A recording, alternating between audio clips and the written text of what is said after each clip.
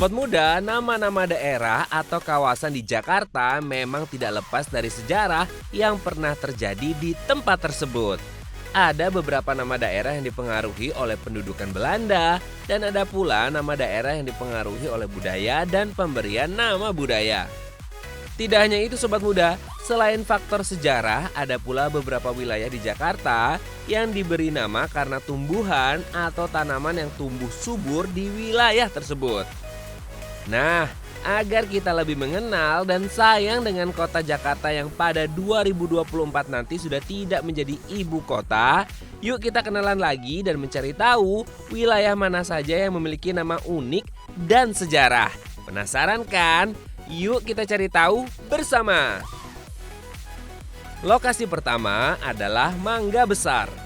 Berada di bagian barat Jakarta pada abad ke-18, Dusun Mangga II dan Mangga Besar menjadi lokasi permukiman kaum pendatang terutama dari Jawa. Wilayah ini dihuni oleh kaum ningrat Jawa Tengah yang memiliki urusan dengan VOC dan pemerintah Hindia Belanda. Sobat muda, nama Mangga Besar pun diambil karena dahulu di kawasan ini ada pohon mangga yang besar dan lebat buahnya. Kawasan ini juga banyak tempat ibadah seperti wihara, gereja, dan pasti saja masjid ya. Maka dari itu, keadaan daerah Mangga Besar memiliki kerukunan umat beragama dan paling rukun loh. Keren ya sobat muda? Hingga kini, kawasan Mangga Besar sudah berkembang pesat dengan diimbangi tumbuh ekonomi wisata di sekitarnya.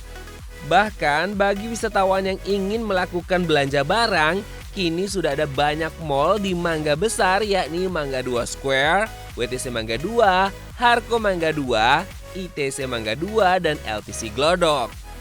Sedangkan untuk lokasi wisata menarik, ada Gedung Arsip Nasional, Museum Mandiri, Museum Fathahillah, Museum Keramik, Museum Boneka, dan masih banyak lagi destinasi menarik lainnya. Maka dari itu, banyaknya tempat wisata di wilayah ini membuat tidak sedikit hotel yang berdiri. Hal ini karena banyak orang yang ingin melakukan liburan, mulai dari turis asing hingga masyarakat lokal. Setelah menyusuri Mangga Besar, yuk kita bergeser ke wilayah di dekatnya yaitu Kecamatan Sawah Besar. Berada di pusat Jakarta berbatasan dengan Mangga Besar. Sawah Besar merupakan suatu kawasan yang cukup terkenal sebagai pusat bisnis dan perkantoran. Kecamatan Sawah Besar terdiri dari 5 kelurahan di dalamnya, yakni Kelurahan Pasar Baru, Kelurahan Gunung Sahari Utara, Kelurahan Kartini, Kelurahan Karanganyar, dan Kelurahan Mangga 2 Selatan. Lantas, bagaimana ya asal-usul nama Sawah Besar tersebut? Sobat muda, Zainuddin HM, seorang jurnalis senior yang sekaligus juga penulis menjelaskan dalam bukunya 212 Asal-Usul Jakarta Tempo Dulu yang diterbitkan Ufuk Press pada Oktober 2012. Di sana tertulis bahwa banyak yang memperkirakan dan bahkan ada yang meyakini bahwa nama Sawah Besar berasal dari keadaan geografis tempat ini pada masa lampau. Ya, di tempat tersebut diduga dahulu banyak sawah yang luas dan besar sehingga masyarakat setempat kemudian menyebutnya dengan sebutan Sawah Besar. Namun, ternyata ada versi lain sobat muda yang mengatakan bahwa nama Sawah Besar bukanlah berasal dari kata sawah, melainkan dari kata sawo. Menurut cerita warga setempat, di kawasan tersebut dulunya terdapat banyak pohon sawo yang besar dan memiliki buah yang besar-besar. Sobat muda, berbicara seputar kawasan Sawah Besar, apakah kalian tahu kalau di wilayah ini terdapat masjid yang dikenal dengan nuansa oriental bernama Masjid Lauscher. Nama Lauscher sendiri diambil dari nama jalan yang sama di mana masjid ini berdiri. Kata Lauscher berasal dari bahasa Mandarin yang memiliki arti guru. Berdirinya Masjid Lauscher tidak terlepas dari sosok Oi Chen Hien yang kerap dikenal sebagai Karim Oi.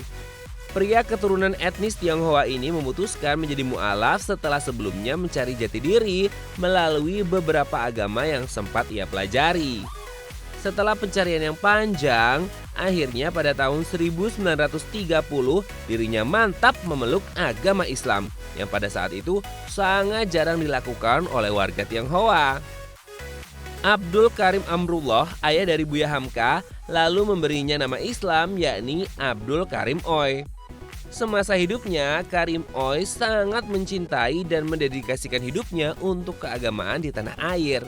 Selain itu, pria kelahiran 6 Juni 1905 ini juga mendirikan organisasi etnis Tionghoa Islam yang disebut Persatuan Islam Tionghoa Indonesia atau PITI. Bertujuan sebagai pusat informasi Islam khususnya bagi kalangan etnis Tionghoa. Dengan demikian, Yayasan Haji Karim Oy memilih lokasi di kawasan Pecinan, yang mana daerah tersebut adalah tempat yang hampir sebagian warganya adalah keturunan Tionghoa. Dan ternyata alasan tersebut sangatlah tepat, terbukti secara lambat laun dorongan serta dukungan dari etnis Tionghoa Islam ingin menghadirkan tempat ibadah di kawasan tersebut. Lokasi yang kini menjadi Masjid Lauser pun awalnya merupakan ruko sewaan yang menjadi kantor pertama beroperasinya Yayasan Karim Oy. Pemilihan warna yang terkesan mirip bangunan kelenteng rupanya memang sengaja dipilih oleh pengurus Masjid Lauser, tujuannya untuk mempermudah syiar Islam dan alasan lain agar warga etnis Tionghoa yang baru mengenal dan mempelajari Islam merasa nyaman serta tidak merasa canggung saat berkunjung. Interior bagian dalam masjid didominasi warna putih dan setiap sisi tembok diberi ornamen lis kayu berwarna merah yang dibentuk menyerupai kubah. Tidak hanya melakukan penyesuaian dari segi warna, berbagai ornamen khususnya kaligrafi dengan aksara Mandarin pun cukup banyak menghiasi bagian dinding dalam gedung. Keberadaan Masjid Lauser menjadi simbol toleransi antar umat beragama serta menjadi tonggak bersejarah dalam membina dan merangkul etnis Tionghoa terhadap ajaran Islam. Wah, keren ya sobat muda!